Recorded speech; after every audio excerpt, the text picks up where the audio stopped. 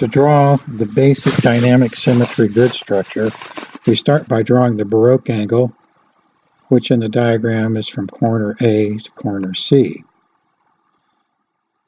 Then we take the triangle and rotate it so that its 90-degree angle is pointing towards the center of the rectangle, and that we're crossing one of the longer sides of the rectangle.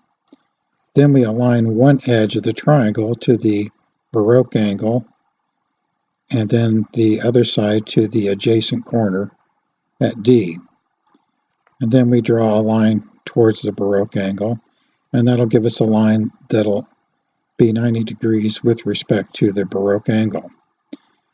Then we move to the opposite side of the rectangle and point the 90 degree towards the center, align one side of the triangle to the Baroque angle, and the other side of the triangle to the adjacent corner, and draw a line out towards the Baroque angle.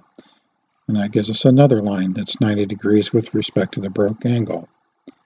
Then we extend these lines all the way to the edge of the rectangle.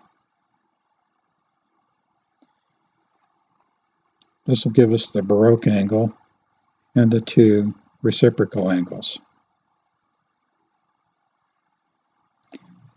Then we're going to draw the sinister angle, and that'll be from B to D.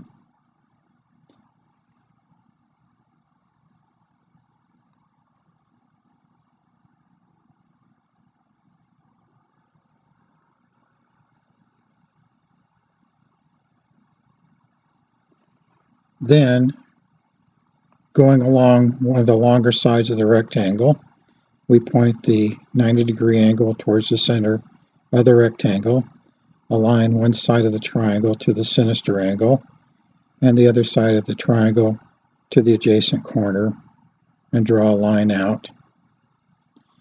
And then we go to the opposite side of the rectangle, align one side with the sinister angle, and the other side of the triangle to the adjacent corner. That gives us the other 90-degree intersection.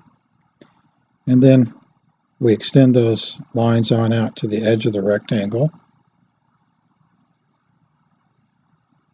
And we have these intersections with the sinister angle that are 90 degrees.